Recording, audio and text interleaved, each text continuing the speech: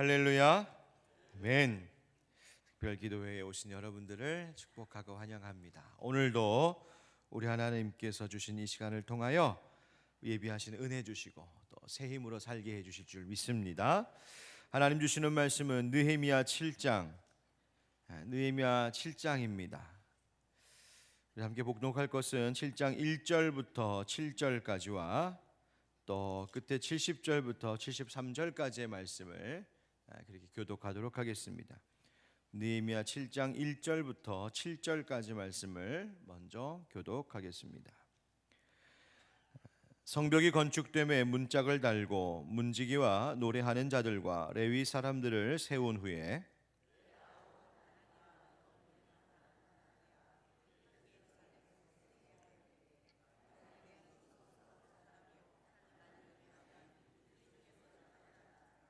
내가 그들에게 이르기를 해가 높이 뜨기 전에는 예루살렘 성문을 열지 말고 아직 파수할 때에 곧 문을 닫고 빗장을 지르며 또 예루살렘 주민이 각각 자기가 지키는 곳에서 파수하되 자기 집 맞은편을 지키게 하라 하였노니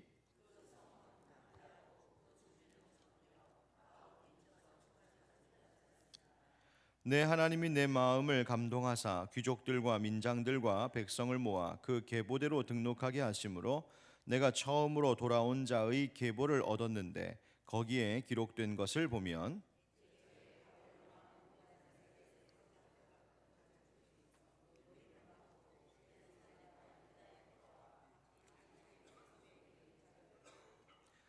다 같이 스룹바벨과 예수아와 느헤미야와 아사랴와 라하미야와 나아마니와 모르드게와 빌산과 미스베렛과 비그웨와 느흠과 바나와 함께 나온 이스라엘 백성 명수가 이러하니라. 아멘. 70절부터 73절입니다. 어떤 족장들은 역사를 위하여 보조하였고 총독은 금 1000드라크마와 대접 50과 제사장의 의복 530벌을 보물 곳간에 드렸고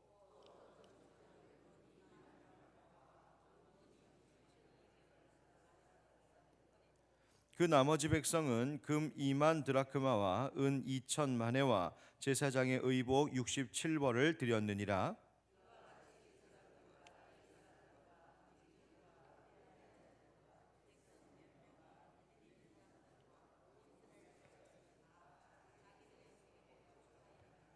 아멘.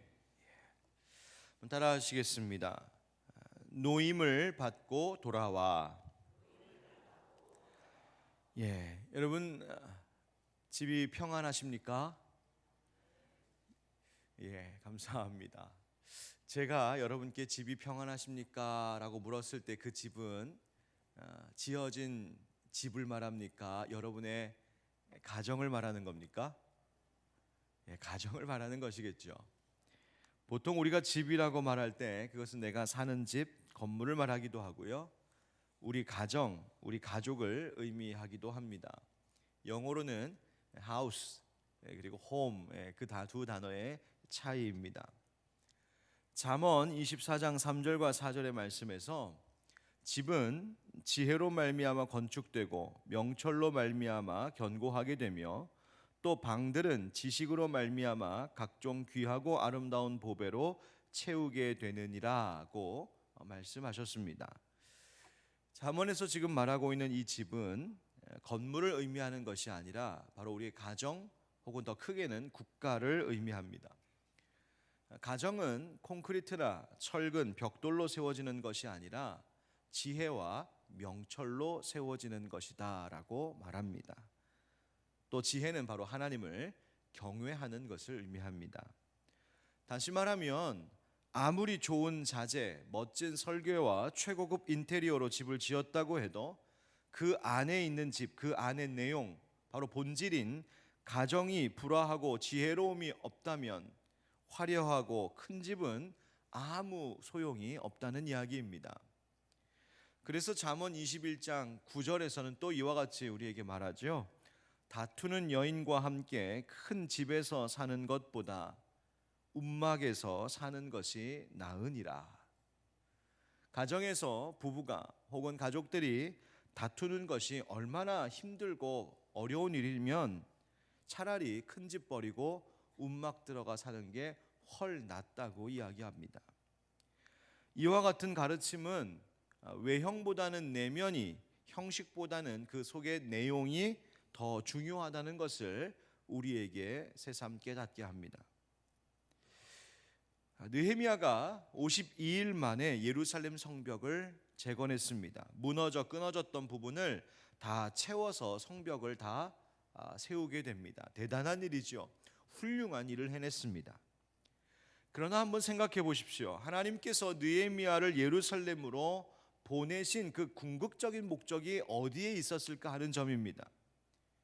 예루살렘 성벽이라는 건축물을 완성하는 것, 그것이 하나님이 느헤미야를 보내신 목적이었을까요? 그렇지 않습니다. 하나님께서 느헤미야를 이 예루살렘 유다 땅에 다시 보내신 이유는 그저 외형뿐인 건축물 완성하는 것, 그것이 목적의 전부가 아니었습니다. 진정한 목적은 그 성에서 살아갈 유대 공동체, 그 민족을 회복시키는 것이었습니다. 이것이 궁극적인 목적이었고 이것이 최종 비전이었습니다. 백성의 삶의 터전이 회복되고, 그래서 가정이 회복되고 일터가 생기고 실제로 그 안에서 살아가게 하는 것이었습니다. 그리고 그들의 영혼을 회복시키고, 그래서 하나님 백성으로서의 그 정체성을 회복시키는 것. 그들의 정체성이 무엇입니까? 하나님께서 아브라함을 택하시고 이스라엘을 하나님의 백성 삼으셨던 그 이유입니다. 바로 이스라엘을 제사장 나라 되어서 열방의 구원의 통로가 되게 하는 것이었습니다. 바로 이것이 내용이고 이것이 본질이고 이것이 최종 목적입니다. 바로 그것을 위하여 먼저 예루살렘 성벽을 재건하는 바로 그 일이 외형적으로 필요했던 것뿐입니다. 유대 민족이라고 하는 하나님의 구원받은 백성, 이 유대 민족의 회복이 내면의 본질이었다면 성벽 재건은 그저 외형적인 필요였던 것입니다. 겉모양에 취해서 내면을 충실하게 하는 일에 우리가 소홀하게 되는 실수를 범하기가 쉽습니다. 만약 느헤미야가 성벽 재건 다 했다고 생각하고, 야, 나 참 잘했다, 우리 참 잘했다, 이 멋진 성벽을 봐라, 그저 거기에서 멈추고 그것 자랑하는 것으로 영광을 삼았다면 그 일은 아무것도 아닌 것이 됩니다. 우리가 보통 이런 경우를 들어 세상에서 이렇게 말하죠. 샴페인을 너무 일찍 터뜨렸다고요. 예, 바로 그 일입니다. 우리는 당장에 이룬 눈앞의 작은 성취에 섣불리 자만해서는 안 됩니다. 어떤 이가 열심히 일해서 모은 돈으로 좋은 집을 구하여 이사를 가게 됐다고 생각해 봅시다.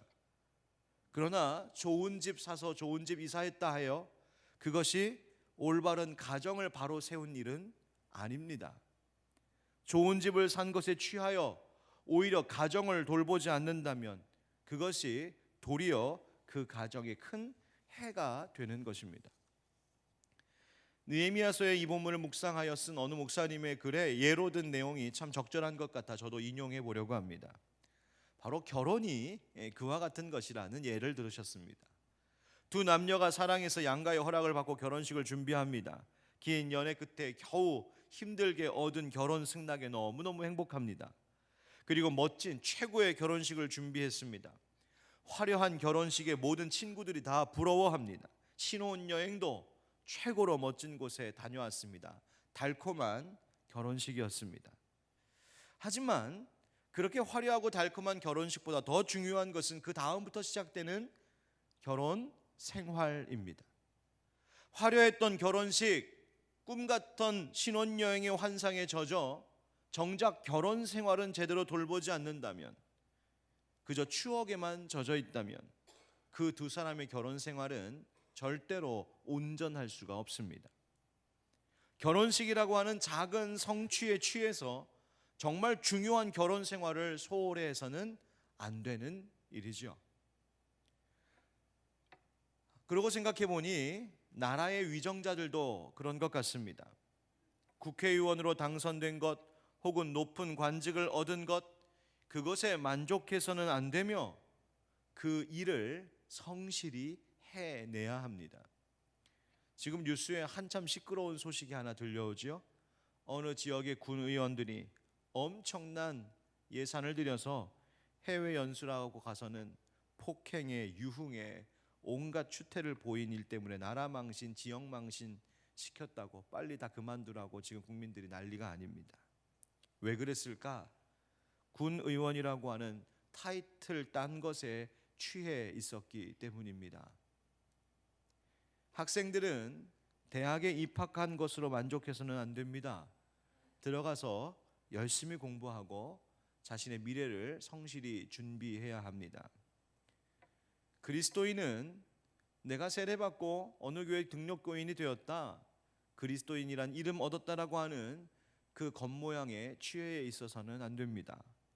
그리스도인으로서 살아가는 우리의 속사람을 날마다 견고하게 하고 그 속사람이 더욱 하나님 보시기에 새롭고 아름다운 모습 되도록 우리는 주님의 구원의 완성의 일에 동역해 나가야 합니다.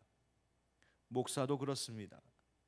교회에 사람들이 조금 모였다고, 교회 건물 세웠다고, 교회가 조금 알아서 돌아간다고 마치 모든 것 다 이룬 것처럼 여기면 안 됩니다. 정말 중요한 것은 그 공동체 안에서 참 예배가 드려지고 영혼이 회복되어 살아나고 참 사랑의 교제가 있고 그 공동체 안에 하나님의 뜻이 이루어지고 있는가가 중요합니다.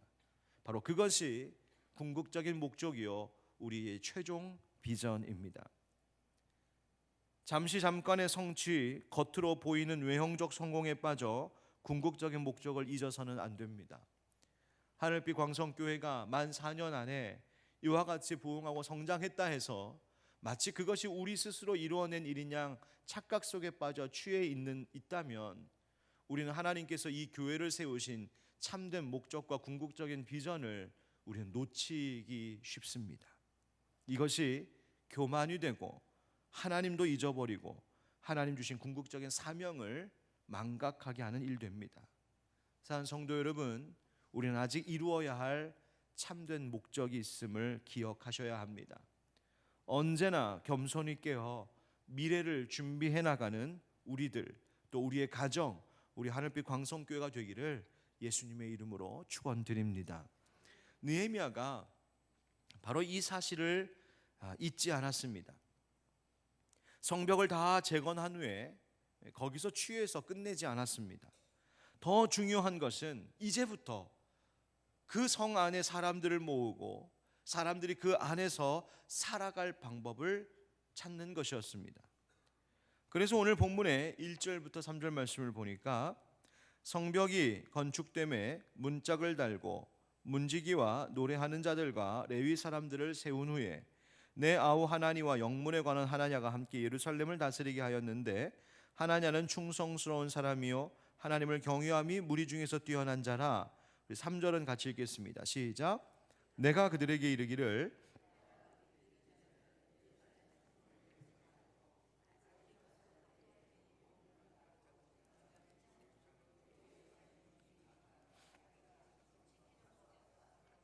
자기 집 맞은편을 지키게 하라 하였노니. 아멘. 느헤미야가 성벽을 다 짓고 뭘 했나 봤더니 먼저 문지기, 노래하는 자들, 레위 사람들을 세웠습니다. 레위 사람들의 임무가 뭐였냐면 바로 성전 문을 지키고 성전의 제의적인 역할들을 하고 성전에서 쓰는 각종 기구들을 잘 다루고 보존하는 임무가 레위인들에게 주어져 있었습니다. 바로 이 유대 공동체 안에 종교적, 신앙적 기능을 회복시키기 시작했다는 겁니다. 그 다음 믿을 만한 사람들에게 예루살렘을 다스리는 실제적인 일을, 관리를 맡겼습니다. 아우인 하나니와 그리고 관원 하나냐에게 그 일을 맡겨 정치적으로, 관리적으로 안정되게 했습니다. 그리고 경계를 더욱 강화합니다. 계속해서 방해하는 세력이 있었기 때문입니다. 그래서 파수꾼을 세워 성문을 지키게 하고 어떻게 해야 될지도 가르치지요. 그게 내용이 보니까 해가 높이 뜬 후에 성문 열고 해가 아직 있을 때에 성문 닫으라 합니다. 조금 이상하죠. 성문은 원래 보통 해가 뜨기 직전에 성문을 열고 해가 이제 지고 나면 성문을 닫는 것이 그것이 옳습니다. 그런데 해가 중천에 떴을 때 성문 열고 해 아직 있을 때 닫아라 하는 이유는 아직 유대 공동체가 연약한 상태에 있었기 때문입니다. 스스로를 온전히 지키기 어려운 상황에 있기 때문에 늦게 열고 일찍 닫아 공동체를 지키고 보호하기 위한 느헤미야의 조치였습니다. 참으로 섬세한 배려였습니다. 그렇게 백성과 성읍을 지키려 했습니다. 여러분, 하나님께서 우리에게 허락하신 자리들이 있습니다. 우리에게 주신 것 잘 지켜내시길 축복합니다. 우리도 하나님께서 파수꾼을 세워 지켜야 할 성문들을 주셨습니다. 여러분, 먼저 가정의 성문을 잘 지키십시오. 사탄 마귀가 여러분들의 가정을 공격하지 못하도록 여러분들이 여러분 가정의 영적인 파수꾼이 되셔야 합니다. 하나님께서 주신 내 가족들의 영혼과 저들의 생활, 저들의 경건을 잘 지켜내셔야 합니다. 목사는 교회 잘 지켜야 합니다. 목자들은 목원들 잘 지켜야 합니다. 또 우리 교구장들은 교구 식구들 잘 지켜야 합니다. 교사는 반 아이들을 잘 지켜야 합니다. 하나님께서 내게 주신 내게 주신 성문 잘 지키는 것 중요합니다. 무엇보다 내 영적인 상태를 잘 지켜내셔야 합니다. 여러분, 올 한 해 영적 관리에 더욱 힘쓰시는 여러분 되시길 축복합니다. 하나님께서 맡겨주신 나의 지경 잘 파수하고 나와 내 가족들 또 우리에게 허락하신 형제 자매들의 영혼을 함께 돌보고 지키는 일에 실패하지 않는 올 한 해가 되기를 예수님의 이름으로 축원드립니다. 이 느헤미야가 이처럼 성을 지키고 그 성읍 안에 유다 백성들을 모아서 살게 하려는데 문제가 있었습니다. 그것은 지금 현재 예루살렘 성에 살고 있는 사람들의 수가 너무 적다는 것이었습니다. 그래서 4절에 보니 그 성읍은 광대하고 그 주민은 적으며 가옥은 미처 건축하지 못하였음이니라. 느헤미야가 고민이 됐습니다. 사람이 너무 적은 겁니다. 어찌해야 할까 고민하며 분명히 기도했을 겁니다. 그런데 그때 하나님께서 느헤미야에게 번쩍이는 아이디어를 주십니다. 우리 5절 말씀 같이 읽어보실까요? 5절 시작. 내 하나님이 내 마음을 감동하사 귀족들과 민장들과 백성을 모아 그 계보대로 심으로 내가 처음으로 돌아온 자의 계보를 얻었는데 거기에 기록된 것을 보면. 아멘. 5절 말씀의 시작이 뭡니까? 내 하나님이 내 마음을 감동하사. 여러분, 오늘 이 말씀 붙들고 가시면 좋겠습니다. 하나님이 내 마음을 감동하셨다라는 말은 하나님이 내 마음을 움직이셨다, 혹은 하나님이 생각을 나에게 넣어주셨다라는 이야기입니다. 여러분, 우리의 마음과 우리의 생각 하나님께서 주관하고 계심을 믿습니다. 우리의 마음과 생각 속에 사단이 악한 생각 넣지 않도록 오히려 우리 성령 하나님께서 하나님의 거룩한 생각들, 좋은 생각들, 하나님 보시기에도 참 기뻐할 만한 생각들 넣어주시기를 날마다 구하시기를 축복합니다. 우리의 직장, 가정, 교회 모든 일에 있어서 하나님의 감동하시는 마음이 필요합니다. 느헤미야에게 주셨던 마음이 뭐냐면 바로 앞서 바벨론에서 먼저 귀환했던 사람들의 명단을 작성해 인구조사하는 것이었습니다. 예루살렘 성 안으로 이주할 사람들을, 이제 비어있는 그 인구가 너무나 적은 예루살렘 성 안으로 이주해 와야 할 사람들을 결정하기 위해서 예루살렘으로, 유다 땅으로 1차 귀환해 왔던 사람들의 명단을 작성한 겁니다. 이 내용이 에스라 2장과 동일합니다. 이 명단을 근거로 하여 느헤미야는 그 예루살렘 성 그리고 성전과 백성들의 안전을 도모하고자 했습니다. 무슨 말인가 하면 이 이야기를 좀 이해하기 위해서는 보다 부연 설명이 필요하겠습니다. 이 유다 백성들은 바벨론의 포로로 끌려갔다가 70년 동안 바벨론 포로로 살았습니다. 그리고 귀환을 하게 되었는데 한 번에 다 온 것이 아니라 3번에 걸쳐서 이 유다 예루살렘으로 돌아오게 됩니다. 1차 귀환은 언제 있었냐면 지금 이 느헤미야 당시보다 약 100년 이상 전에 스룹바벨의 인도 아래 귀환해 왔었습니다. 그리고 나서 2차, 3차 귀환이 있었습니다. 문제는 세월이 흘러 1차 때 귀환해 왔던 사람들이 누구인지를 파악하지 못하고 있었던 겁니다. 그럴 만한 이유는 이 유다 백성들이 70년 동안 포로 생활했던 사람들입니다. 당시 포로에서 귀환해 온 사람들은 강제로 끌어다가 다시 유다 예루살렘 땅에다가 이송해 놓은 것이 아니라 저들이 70년 동안 바벨론 포로로 있었지만 거기서 뿌리를 내리고 이미 안정된 삶을 살고 있던 사람들입니다. 굳이 인간적으로 보면 그저 나만 생각하고 내 가족만 생각하면 다 이제 뿌리 내리고 이제 안정되어 살게 된 그 외국 땅이지만 그 바벨론을 굳이 떠나 유대 땅, 망하고 황폐하고 피폐해진 그 땅으로 다시 돌아올 이유가 없던 사람들입니다. 하지만 그들은 이 바벨론에서의 안정된 삶을 다 포기하고 그 거친 다시 시작해야 되는 예루살렘 성으로 자원하여 돌아왔습니다. 왜요? 그 예루살렘, 그 유다 땅은 하나님께서 자신들과 자신들의 조상들에게 주신 하나님의 기업이었기 때문입니다. 그래서 하나님의 성전이 있는 그 거룩한 성이었기에 그들은 자신의 안정된 생활을 다 포기하고 하나님 바라보며 신앙과 그 신앙 공동체를 회복하기 위하여 돌아온 헌신된 자들이었습니다.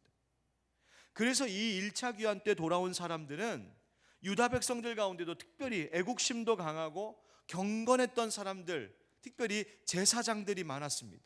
그래서 오늘 본문 7장에 있는 긴 사람들의 명단에도 제사장들의 명단이 있습니다. 그들은 오직 하나님 바라보는 신앙으로 하나님 약속 붙들고 왔어요. 그런데 문제는 이렇게 다시 힘들지만 새날을 준비하고자 돌아온 어쩌면 바벨론 포로기 이후에 다시 시작된 믿음의 조상들과 같은 그들의 이름, 그런데 문제는 그 다음부터였습니다. 6절 말씀에 보면 옛적의 바벨론 왕 느부갓네살에게 사로잡혀 갔던 자들 중에서 노임을 받고, 바로 1차 귀환한 사람들입니다. 노임을 받고 예루살렘과 유다에 돌아와 각기 자기들의 성읍에 이른 자들, 곧 스룹바벨, 예수와 느헤미야, 아사랴, 라하메와 등등등, 바로 이 이스라엘 백성의 명수가 이러하니라 라고 하는 이 사람들. 그런데 문제는 세월이 흐르면서 그들의 자손들은 흩어지기 시작하는 겁니다. 막상 돌아와서 다시 시작했지만 살아가는 현실이 쉽지 않은 겁니다. 황폐화된 땅, 무너진 성과 집들을 다시 재건하는 건 여간 어려운 일이 아니었습니다. 방해도 많았기 때문이죠. 살 길이 보이지 않는 겁니다. 예루살렘 성을 삶의 터전으로 삼고 살기가 도무지 어려운 겁니다. 결국 1차 귀환 때 돌아온 사람들의 자손들 대부분은 유대 땅 전역으로 흩어져 살게 됩니다. 그러다 보니 예루살렘 성의 인구는 감소하고 그 성은, 사람들은 돌아왔다 하지만 여전히 생명력 없는 성이 되어버린 겁니다. 그래서 느헤미야가 그들을 찾아 나선 겁니다. 족보를 찾고 그 사람들의 명단을 확인하고 인구의 수를 확인해서 각지에 흩어져 있는 사람들을 다시 이제 돌아오게 하려고 하는 계획을 세우고 있는 겁니다. 여러분, 이렇게 바벨론에 이 포로로 있다가 노임을 받은 사람들에 대하여는 우리가 구속사적인 이해와 또 적용이 필요합니다. 이것은 신약 시대에 이루어질 일들에 대한 예표와 같은 것이었습니다. 바로 죄인 되었던 우리들, 죄의 포로가 되었던 우리들이었는데, 그래서 예수 그리스도를 통하여 죄와 사방에서 노임을 얻었습니다. 해방받았습니다. 그래서 7장의 노임을 받아 돌아온 자들의 명단과 그 자손의 인구수는 마치 예수 그리스도를 믿고 죄와 사망에서 놓여 자유하게 된 구원받은 그리스도인들과 같은 겁니다. 그런데 이 자손들이 예루살렘 성에서 떠나 흩어져 살고 있었기에 느헤미야는 그 명단을 찾아 그 자손들을 다시 예루살렘으로 돌아오게 하는 것이죠. 뭘 의미합니까? 우리가 죄에서 노임을 받고 구원을 받은 그리스도인들이지 않습니까? 그래서 우리가 거해야 할 곳은 언제나 바로 주님 안에, 주님 안에서 살아야 하는 사람들입니다. 그런데 점점 떠납니다. 현실적으로 살아가는 것이 참 힘든 인생을 겪으면서 이게 신앙 가지고만은 안 되는구나, 믿음 가지고만은 안 되나 보다 싶어 점점 떠나갑니다. 구원받은 하나님의 자녀들인데 다시 살 길 찾아 나가는 겁니다. 믿는 가정인데 또 그 자녀들인데 점점 주님에게서 떠납니다. 교회도 떠납니다. 혹 교회는 떠나지 않았다 할지라도 내 신앙생활이 주님에게서 많이 멀어진 경우들이 있습니다. 돈도 벌어야 하고 자식들 공부도 시켜야 하고 부모님도 모셔야 하고 또 개인적으로 이루고 싶은 많은 계획들도 있고 또 좀 여유가 생기면 여가 활동도 즐기고 싶고, 그래서 주님 안에 있어야 할 나의 자리를 떠나 다른 곳을 찾아가 흩어져 사는 그리스도인들이 참으로 많은 시대입니다. 하나님께서 이스라엘 백성들을 출애굽 구원의 은총을 내려주시고 그들을 애굽으로부터 노임받게 하신 이유는 그냥 광야에서 살라고 혹은 세계 곳곳 다른 곳에 흩어져 살라고 그들을 구원하신 것이 아니었습니다. 하나님께서 이스라엘 백성들을 구원하여 그 노예의 삶으로부터 자유케 해주셨던 것은 그들이 하나님이 약속하신 가나안 땅에 모여 그곳에서 하나님의 나라, 하나님의 민족을 이루어가기를 원하시는 하나님의 최종 목적이 있었기 때문입니다. 만약 그들이 가나안 땅에 들어가지 아니하고 세계 곳곳에 흩어져 살거나 광야 어느 한쪽에 터를 잡고 살았다면 그것은 하나님의 목적을 온전히 이루어내지 못한 것입니다. 지금 예루살렘, 유다 땅, 유다 예루살렘으로 왔던 그 1차 귀환 자들이 그리했고 오늘날 우리 그리스도인들 가운데도 그런 일들이 있다는 말입니다. 느헤미야가 1차 귀환자 명단을 일일이 확인하고 그 자손들을 찾아 예루살렘으로 돌아오게 하듯 우리도 돌아와야 합니다. 아무리 사는 것 힘들어도, 아무리 사는 것이 바빠도 예수 그리스도의 피로 구원받은 우리가 떠나지 말고 돌아와 있어야 할 곳은 언제나 하나님과 함께 머무는 곳임을 여러분 잊지 마시기 바랍니다. 야곱이 여러 가지 환난을 겪다가 결국 하나님 만났던 베델로 다시 올라갔듯이 우리도 늘 하나님과 함께 머무는 자리로 돌아와 있어야 합니다. 여러분, 그저 교회라고 하는 장소의 문제만이 아닙니다. 하나님이 원하시는 삶의 원칙으로 돌아와야 합니다. 십자가 은혜로 구원받아 하나님 자녀된 우리는 언제나 우리를 구원하신 하나님과 그 친밀한 관계 안으로 늘 돌아와 있어야 합니다. 있어야 할 자리가 거기입니다. 예배하는 자리, 기도하는 자리, 말씀 있는 자리, 거기에 돌아와 있어야 합니다. 사랑하는 성도 여러분, 올 2019년 한 해 내가 지금 있는 이 자리 과연 내가 있어야 할 자리인지 아니면 하나님께로부터 떠나 세상의 다른 자리로 흩어져 떠나오지는 않았는지 우리 자신을 늘 점검하기를 바랍니다.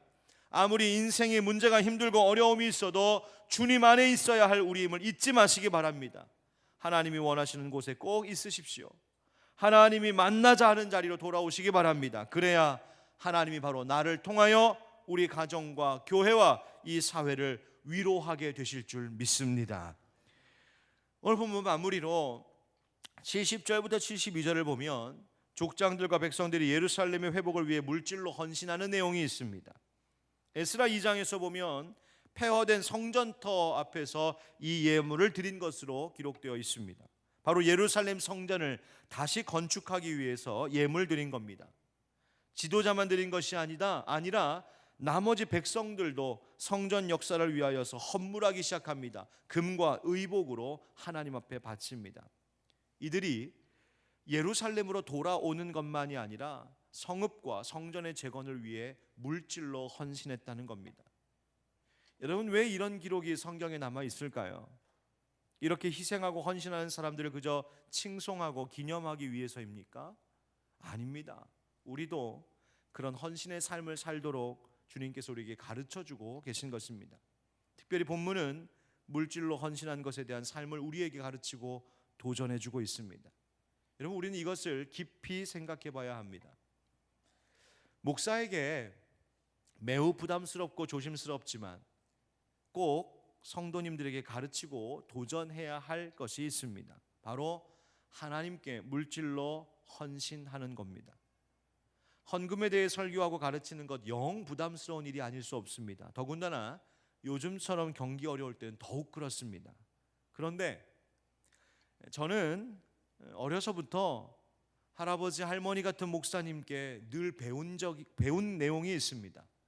힘들 때일수록 오히려 더 하나님 앞에 물질 문제에 있어서 정직하라는 것이었습니다. 하나님께 드려야 할 것들은 반드시 드려야 한다고 배웠습니다. 내 생활이 아무리 어려워도, 아니 어려우면 어려울수록 더 하나님 앞에 하나님의 것을 정직하게 드려야 함을 배웠습니다.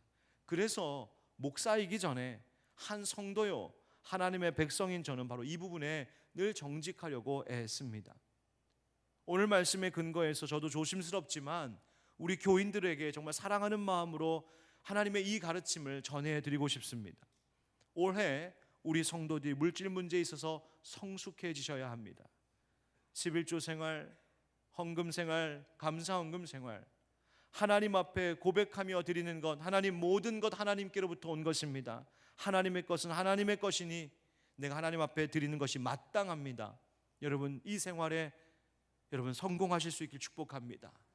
뿐만 아니라 자녀들에게 헌금 교육하시기 바랍니다.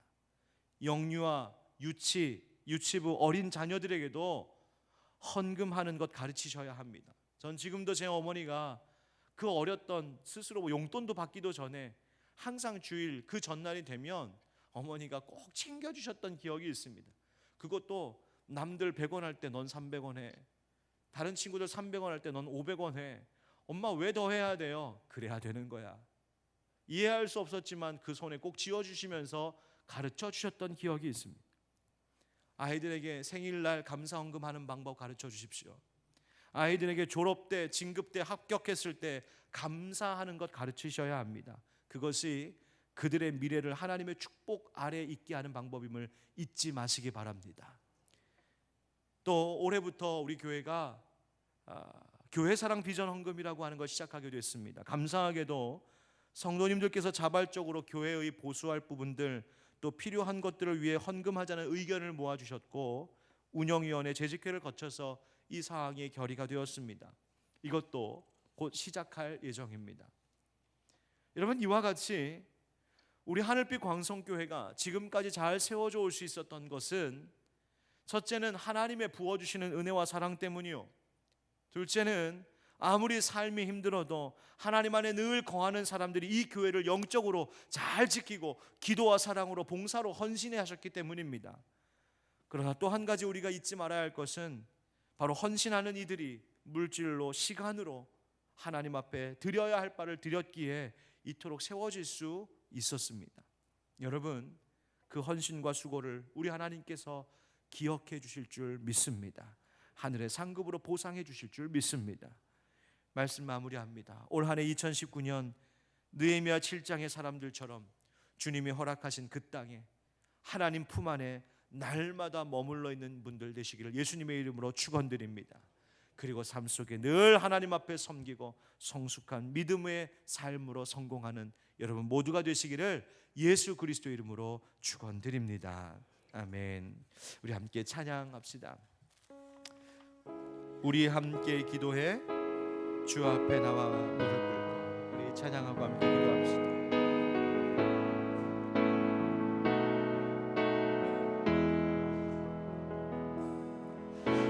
우리 함께 기도해 주 앞에 나와 무릎 꿇고 긍휼 베푸시는 주 하늘을 향해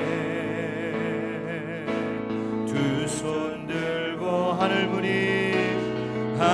문이 열리고 은혜의 빗줄기 이 땅 가득 내리도록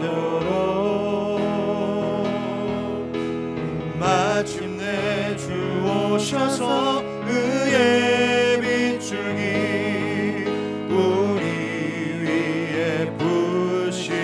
하늘 문이 열리고 하늘 문이 열리고 은혜의 빗줄기 이 땅 가득 내리도록 마침내 주 오셔서 의의 빗줄기 우리 위에 부시도록. 여러분 기도하십시다. 오늘 하나님께서 말씀을 통하여 그저 성벽을 짓는 것만 중요한 것이 아니라 그 속에 사람들을 채우고 그들이 살아갈 수 있도록 만드는 것이 중요한 것처럼 우리의 겉모양, 그저 겉으로 보이는 외형적인 것만이 아니라 우리 속에 있는 것들이 충실해지고 올바라야 함을 가르쳐 주셨습니다.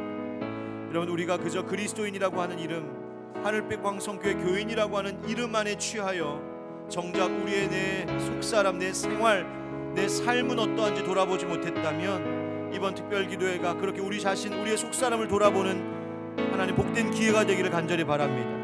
그리고 우리가 함께 주님과 그 친밀한 그 교제의 자리에, 하나님과 함께 머무는 자리에 늘 돌아와 있기를 우리 함께 기도하십시다.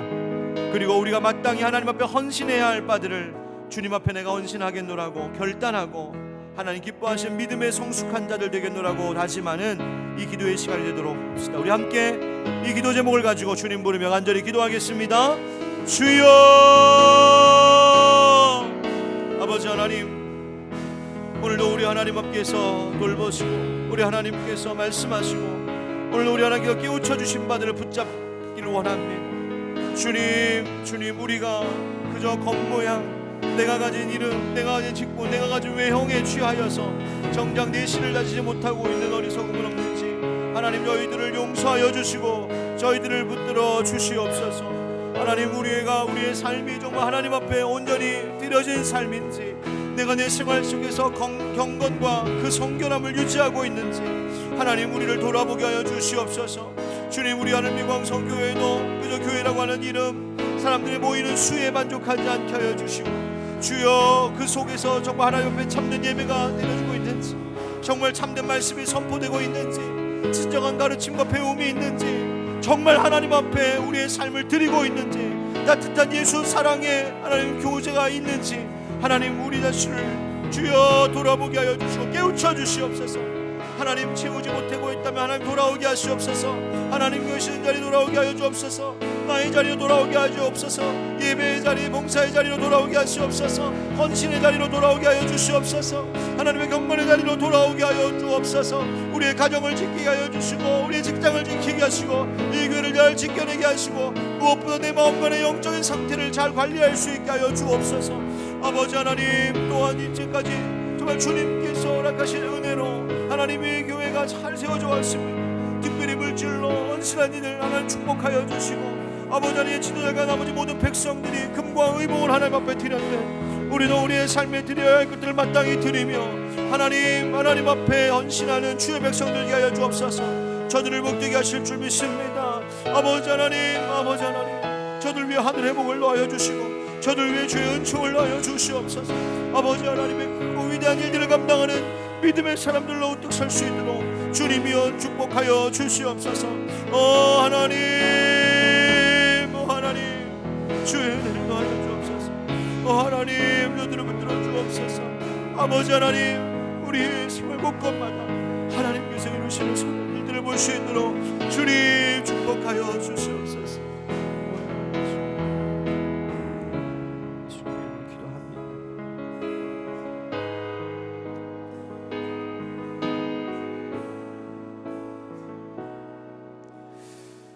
사랑의 아버지 하나님, 오늘 이 새벽에도 저희들을 깨우시사 말씀을 채우시고 또 붙들고 기도하게 하여 주심을 감사합니다.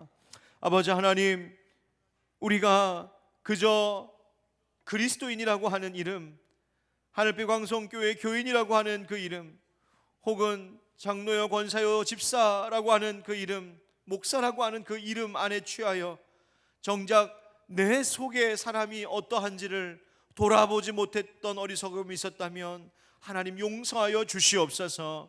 아버지, 우리의 속사람이 충실해지기를 원합니다. 우리의 내면의